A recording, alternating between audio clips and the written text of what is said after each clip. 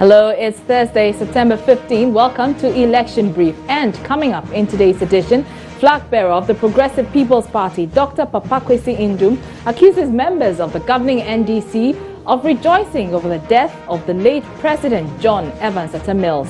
But did he sink too low as he campaigned for the votes in the late president's home region? We'll hear from the NDC. Also, President Mahama hits back at accusations by the opposition NPP that he plagiarized their ideas following the launch of the NDC's manifesto. We'll get details as the president continues his campaign of the Greater Accra region. And 3 persons sustained injuries after a clash between supporters of the opposition NPP and governing NDC disrupted the Electoral Commission's voter transfer exercise in the Esunafo South district in the Bono-Ahafo region. We'll bring you updates.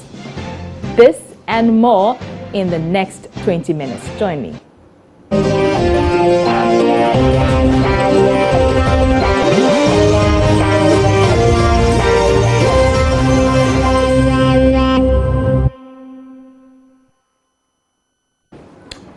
You're welcome to the show once again. I'm Araba Kumsin. We begin with the Progressive People's Party, whose flag bearer, Dr. Kwesi Nduom, is stirring up controversy following comments he made about the late President John Evans Atta Mills. Addressing a rally in Cape Coast yesterday, the PPP flag bearer said, he accused members of the governing NDC of rejoicing over the death of the late president. According to him, although some NDC members pretend to be saddened by his death, many of their leaders believe that his death paved the way for them to retain the presidency in the 2012 elections. We're joined by a member of the NDC, National Executive of the NDC, George Lawson. Many thanks for your time, sir. Good afternoon. Good afternoon to you. Clearly, this is an attack on your party, and a very serious one at that. How do you respond to this accusation by the PPP flag bearer that members of your party actually rejoiced over the Professor Mills's death? This is very unfortunate coming from a man who calls himself or who is the flag bearer of a political party in this country. Very, very unfortunate. Even people are sad when their opponents die. How can we be rejoicing at the demise of our leader and president of the republic? How? It's when they, sometimes some of them, when they mount the podium like this, they are carried away. And then they lose whatever, whether they are senses or whatever, and start to say things that, excuse me to say, wherever it's coming from. This is an unfortunate statement coming. And then talking of corruption, he who went in the restructuring of the public sector, he came as an extraction.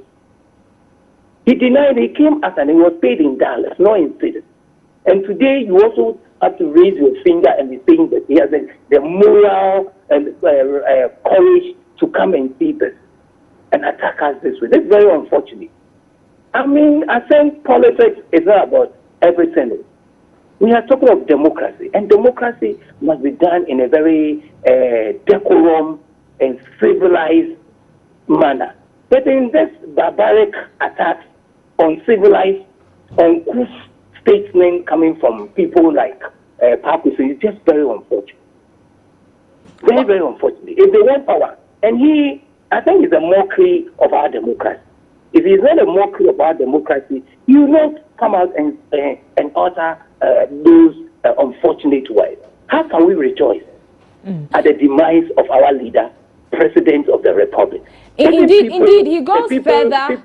Mr. Lawson, he goes further to say that some members of your party actually went about saying that if Professor Mills had not died, the NDC would not be in government today, and it appears that you deliberately pushed him off, and these are his words. You deliberately pushed him off the seat so you can commit wrongs behind him. This analogy is absurd. It's an unfortunate analogy. If somebody expresses an opinion, does it mean the person is rejoicing at the death of... Are you saying death is not in that person's head? All of us will die one day. So if you think or you pray for your brother, your sister, or opponent, you also die. So why should we, as a party, And we are over 10 million. Why should we? If you say NDC, we are talking about 10 million people. Why should we rejoice at the death of our leader and president of the republic? So he should think again. Maybe, I'm not sure he was in his right sense of mind when he said so. So he should think or go and, when look at his pillow, he should go and think again and come back. So that he stop those unguarded statements. He should rather stick to the issue or whatever, but not attack the NDC. But does the NDC intend to take any action? Mr. Lawson, does the NDC intend to take any action in the light of these serious accusations by the PPP? For now, we have not met. This is my personal. For now, we have not. We will ignore him. We are in an election. We will ignore him. We are focused. We are poised for victory come December 7th. So we are focused, working very hard. You can see the president going from constituency to constituency in Greater Accra. And then we go, if we will not be distracted by this unguarded, this uncouth behavior of Kwesi Nduom, who denied this country, who said he was an ice factory, and an educationist who calls himself an economist. There's people who are not candid, who do not do things in a candid or in a truthful and honest way. Mr. Lawson, please hold on for me. Mr. Lawson, please hold on for me. I'm told that we have the audio clip of Dr. Nduom's comments. Let's listen in.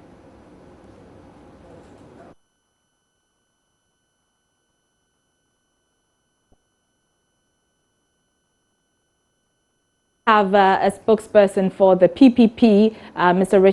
Richmond Kilson. Good afternoon to you, sir. Yeah, good afternoon, Araba. I'm sure you've been following the conversation. These accusations coming from the PPP flag bearer that the NDC actually rejoiced upon the death of President Mills. These are very serious allegations. Well, I don't think it's a question of Dr. Nduom stating that the NDC rejoiced. Now, let's look at the context properly. Now, he says that death is not an issue to play politics with. Not an issue that one toys with. A very harrowing experience where the sitting president of the land is lost. Indeed, we have the founder of that party, who is the very embodiment of the NDC, saying largely the death of President Mills to some extent was good for the NDC. At what point in time did he say that? Oh, come on. Are you saying that you haven't heard it? For the benefit of those who may not have heard, just... Look, I'm saying yes, Rollins said it. That largely, the death of President Mills was good for the NDC, and that he couldn't go through the rigorous and the robust politicking of 2012. He said it. And all that Dr. Nduom said that, look, when it comes to elections, they go out there to the central region to shed some crocodile tears, as if, indeed, what happened to the late president and his family, they share in their grief. But if indeed nobody took on Rollins for what he said, then clearly it tells you that, look, they're playing politics and they are only shedding crocodile tears because it's an election year and they want to take the central region for granted. Be that as it may, Mr. Kilson, was it really necessary for Dr. Nduom to make those comments, especially as politicians have been cautioned to be more careful? For the people to know the kind of politicians that we are dealing with, especially the ruling party, the kind of game that they could play, the length and extent to which they can go just to win power, just to win votes, particularly in the central region, where it is believed that these are people with a dependent mind, people that can swing at any given circumstance. It is important that we tell them the truth about what is emerging on the Ghanaian political scene. The demagoguery, where people just play with the emotions and the heart of people, go to the extent of even vying and trying for sympathy votes. Now, check this out. Even at the last election, to the extent that they said, look, President Mills had died, and so by proxy they should vote for President Mahama because of that sympathy that indeed they tried to elicit. The kind of politics that they do. So it is absolutely necessary and important. I've heard the other guy on the other side, all the kind of things that he's saying. But you know what? If we really want to get into that tangent, get into the gadgets, I guess the loser will be the sitting president because we also have a lot to talk about him. And so if indeed he will deal with the issues that Dr. Nduom Nduom has put on the table. Let's deal with it. But if indeed you want to slug it out, it's going to be very interesting. And believe me, they are desperate to be in power. All right, Mr. Lawson, any reaction to those comments by Mr. Kielson? It's unfortunate that Kili, my friend, is saying that, and he's not mentioning the guy at the other. But this is my friend. I call him. Oh, no. I never knew it was you. Sorry. No, serious. I'm sorry. I never knew it was you. Sorry. Kili, you don't blame Kili. Kili is being paid by Dr. Indu. So what do you You're also being paid by the government. You're also being paid by the government. You're also being paid by Mama is being paid by the government. But the fact is, they comment that your flag bearer or your boss made was just unfortunate. I would love you dealt with a face that attacking this person. That's what I'm saying. No. It's an issue. Because if you attack at the past, we need to look at whether you are a credible person or not. Yes. Look at that. Let's talk about credibility here. All right. Let's bring some sanity into this conversation. Can one person speak at one time? Let's allow Mr. Lawson to land. Really? We're looking at the credibility of the person talking. The person, that moral, you know, why, before you raise a finger at somebody, then you should look at yourself well before you raise the finger. And again, whatever allegation and whatever you say should be nothing but the truth. But what your flag bearer is saying, it's neither here nor there. All right, Mr. Kielson, Mr. Kielson, yes, do you intend to retract? Does your flag bearer intend to retract those comments, seeing as it has offended the NDC? Absolutely not. The Indian has a platform to educate some more on such issues where people look at politics. All right. Okay, we'll have to end it here. We've run out of time, but that was Richmond Kielson of the PPP and the NDC's, I beg your pardon, I've just don't recall his name right now. George Lawson, many thanks for your time, gentlemen. Well, let's hit the campaign trail now, and we're staying with the NDC because on day 2 of President Mahama's Greater Accra campaign tour, he's been interacting with members of the Ga Traditional Council at the Gamanches Palace at Kaneshi here in Accra. The president kick-started his regional tour yesterday from Weja, Bawe. Well, today, he used the opportunity to hit back at accusations by the opposition MPP that the governing NDC has been stealing the ideas following the launch of their manifesto this week. The president says the MPP's accusation cannot hold because he took part in drafting the manifesto, which was not produced from any document, adding that cannot be considered plagiarism. In writing that manifesto. And so when somebody says we have plagiarized their manifesto, I don't think he understands plagiarism. Plagiarism is if you steal from a known document and put in another document. But there is no document called an MPP manifesto that we know about. So how can you have plagiarized from a document that does not exist? If that document exists, they should produce it today. But I know that they said they will produce it on October 8th. That gives them enough time to copy as many things in our manifesto as possible. And so they are free. I mean, the ideas are there. We have the ideas. We've been governing this country. We're running the programs. We know where we've come from. We know where we are going. And so we have the ideas to make this country better, and we'll continue to do the work to move this country to a new pedestal. And I'm certain that we'll win this election, and that's by 2021, inshallah, by the grace of God, when I leave office, we would have made Ghana one of the model countries in West Africa. And Ghana will be the envy of the rest of our sub-region. And so I thank you very much for receiving us. That's President Mahama there, and he's continuing his tour campaign of the Greater Accra region. And speaking of the manifesto, well, the governing NDC says it has carried out over 80% of the promises it made in the 2012 manifesto.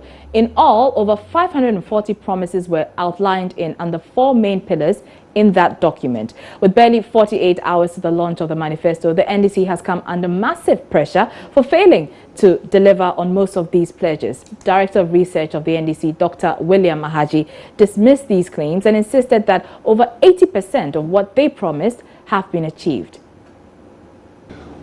You can't, even if you achieved 80% of what you put in your manifesto, is good enough. Now, when you're doing, it's just like planning. You will make assumptions. You hold certain conditions constant, assuming that those conditions remain the way they are, you are likely to achieve a particular end. Things change. That's why even in budgets you make estimates for a particular year, and then events can change your public expenditure plans. In the same way, events can change. They could be local, they could be global. They can change what you intend to do. We didn't anticipate there was going to be a drop in commodity prices, our export commodity prices, the way they did when we put together the 2012 manifesto. We didn't anticipate the oil prices would dip as low as they did during this period of the implementation of the manifesto. So these always have a knock-on effect on the size of your budget, the stream of your revenue, and all of that. So they can have an effect on the implementation of some of the projects that you put in your manifesto, and they did. That's why I'm saying that, yes, to some extent, you do as much as you can and so we try to be very realistic in setting the targets so that you don't overshoot, the time within which you can implement those plans that you put together. Yes. So I had some conversation yesterday that, well, you see, if you didn't put up the 200 schools, then you failed. No, 123 out of 200, that's a good mark.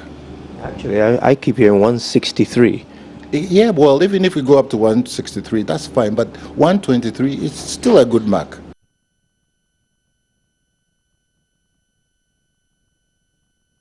So that's Director of Research of the NDC, Dr. William Ahaji, speaking there to Super Morning Show host Kojo Yangson. Well, as we indicated earlier, it's barely 48 hours to the launch of the party's manifesto in the Bono Ahafo regional capital, Sunyani. Enjoy 99.7 FM as well as Joy News on your multi-TV channel. We'll be bringing you live updates of that program in the Bono Ahafo region. Already, preparations are ongoing to put the stadium in shape for Saturday's event.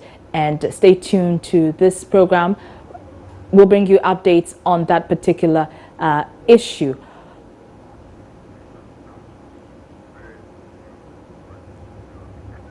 Now, 3 persons have sustained injuries after a clash between supporters of the New Patriotic Party and the National Democratic Congress disrupted the Electoral Commission's voter transfer exercise in Isinofo South in the Bono Ahafo region yesterday.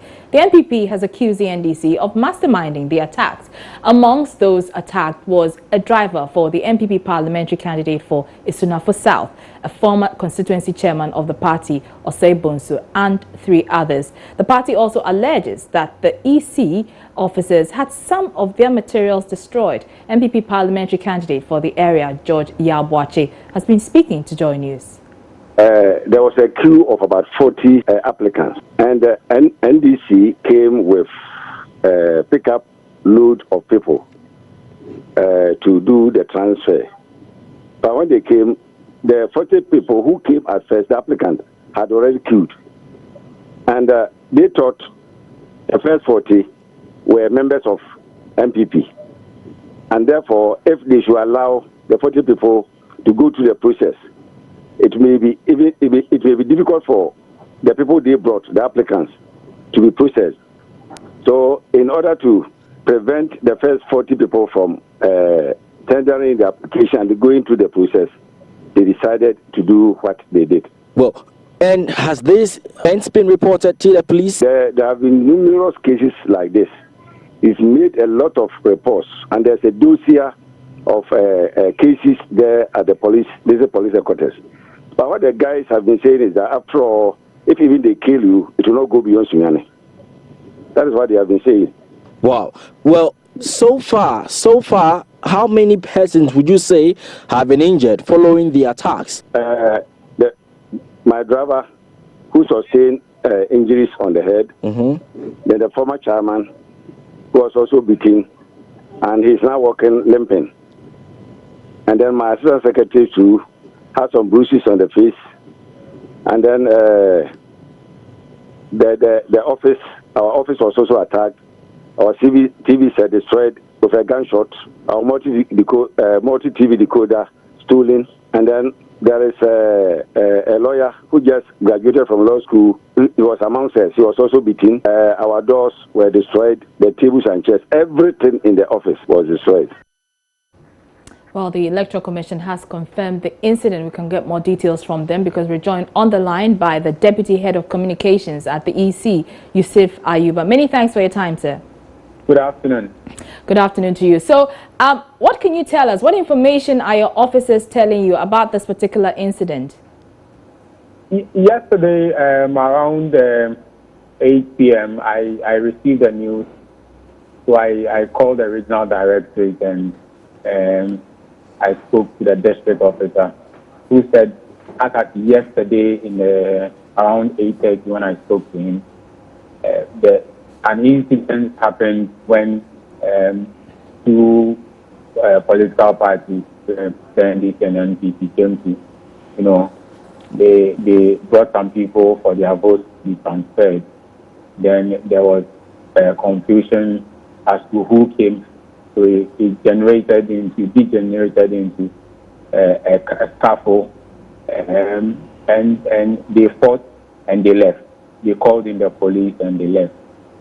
So the officer said around 12:30 a.m. he had a call at the Electoral Commission of the district office in Ismail South has been vandalized. Almost all the equipment had been broken. Computers, our VSAT system had all been broken. So this is the current report that I have received at this morning. All right, and so does that mean that the exercise has been suspended in the area for now? Yes, the exercise will be suspended because we use our voter management system to do all the transfers to Accra. So currently the exercise has been suspended until we get a new one fixed before we can do any transfers. That's the Deputy Head of Communications at the Electoral Commission, Yusuf Ayuba there. Now, Executive Director of the Ghana Integrity Initiative, Linda Ofori-Kwafo, has revealed her outfit will soon be naming and shaming political parties engaged in vote buying. She said the GII will continuously monitor abuse of incumbency and also advocate against the phenomenon. Mrs. Ofori-Kwafo was speaking on the sidelines of an event here in Accra. Watch. In a project called Monitoring Abuse of Incumbency and Electoral Corruption with other partners. We are monitoring on the field to get to know exactly what is happening. At the right time, we will issue the reports. When the campaigns started, at the beginning, you normally do not get a lot of evidence to back any assessments or monitoring that you are doing. So when you are issuing your first report, it's likely to be still the education bit and then getting some few people. When you go deeper, as it's getting more, people are getting more and more involved in corruption, just as we did in 2012. If we capture any public official, seriously or party, engaging in instances that constitute abuse of incumbency and electoral corruption, vote buying and all that, we will name. Before you name, there is an image issue. So you have to do verification over and over again. You are based here in Accra. You have trained people to do the monitoring. People will collect data, back it with pictures, back it with audio. But you have to still make sure that an independent person has been able to do that verification. Because everybody's a political animal. You might not know the political inclination of anybody conducting the studies. We'll do all that we have to do. But when we launch and we capture people seriously engaging abuse of incumbency and corruption and vote buying, we will name them as we have done. Lastly, very soon we're going to release the first report, and as I told you, that's the first report, so don't expect too much, but subsequent ones. But lastly, how are you able to draw the the line between gifts and genuine acts of generosity from vote buy? Because there are instances where political parties will tell you that no, this is just a clear case of being generous to the people. I have been young and now I'm old. I don't know whether we have a specific period in our lives where we have people giving so many gifts around the same time. When people give birth, we give them gifts. But in Ghana, anytime it's getting to an election year, that is when you see how generous political parties can be. So now we are gradually moving away from vote buying to vote selling. If you've realized, citizens are now demanding from them to make sure they have been able to embark on certain developmental projects before the election day comes. So that's Executive Director of the Ghana Integrity Initiative, Linda Ofori-Kwafo there. And that's how we end the show. My name is Araba Kumsin. Join us same time tomorrow. Remember, you can go onto YouTube to watch the recorded version if you weren't able to catch the live broadcast. Francis Aben comes up next with The Pulse.